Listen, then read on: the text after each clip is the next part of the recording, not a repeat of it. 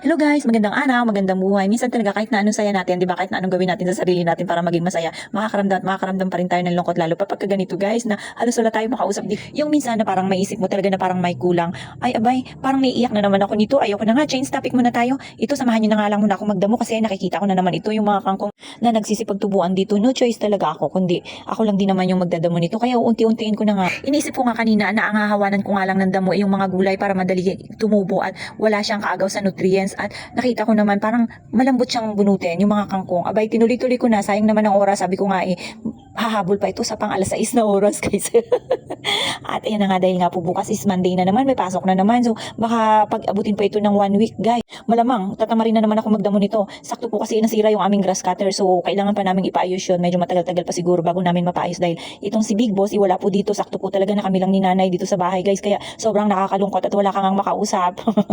Kundi kami lang ni nanay at si Yayam. Siyempre, minsan tulog din naman si Yayam guys at itong si nanay sobrang nagbibisi-bisihan din. Wow, talaga naman. Kaya kailangan maghanap din tayo ng pagkakabisihan natin, pagkakabalahan natin. Pero ako kasi guys, hindi ako mahilig na mag-aalis-alis unless na merong mga aya sa akin na mga friendship ko na dyan lang din naman at talagang syempre uwian din naman pagkahapon, di ba? Ayoko ng overtime pagka ako aayain na maglabas, outing, ganun. Gusto ko uwian din. So, ayan guys, tingnan nyo dahil nga pahinga tayo dito sa bahay, kaya maglilinis na lang tayo para naman may sense din yung ating weekend, may magawa tayo dito sa ating loob ng bakuran sa bahay guys. Ganyan ako guys. Alam nyo, hindi talaga ako mapakali pagka wala akong ginagawa. Parang nabuboring ako kahit na gustuin ko man na matulog or may higa. Pero ang isip ko nakabukas lang, gising lang yan siya guys.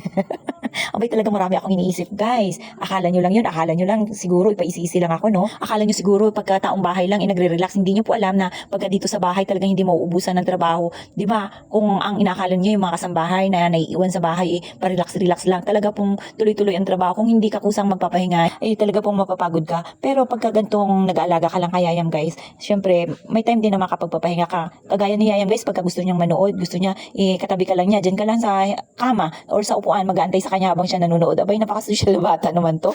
Ayun na nga guys, inabot na nga po ako ng gabi dito sa baba. Nagmuni-muni pa nga po kasi ako. Sabi ko sa inyo, medyo nalulungkot nga po pala ako. At ayan, sinaksak ko na rin ito yung aming Christmas light na walang tanggalan yan guys. 1 year na yan dyan. Sinaksak ko nga lang po yan para magkaroon ng buhay kahit man lang dito sa harap sa may gate ng bahay. Kasi guys, dito sa may paligid namin sa buong bakod, nilalagyan din po namin ng Christmas light yan. Kaya lang siguro po napundi na, hindi po kasi namin tinanggal. So ayan, kailangan pa namin bumili. At yan nga po, habang nag-iikot-ikot nga po ako dito, nakita ko ito, yung aming kapitbahay na bata, naglalaro pa siya ng gagamba. Abay, gabi na. Sabi ko, igabi na. At siya lang mag-isa dito sa labasan. So ayan, papasok na nga po pala ako. Dahil namimiss ko na rin ang aming little boy. O, tingnan nyo, di ba? Ang saya-saya niya pagka nakita mo talaga itong baby na talagang mabubuhayan ka ng loob kahit nagaano ka kalungkot. Tingnan nyo nga po si nanay. O, walang alisan dyan sa likod ni Yayam. Talagang pagka natutuwa si Yayam, pati ikaw damay. Paano ba yan guys? Hanggang dyan lang muna. Kita-kits sa susunod na video. Bye-bye po.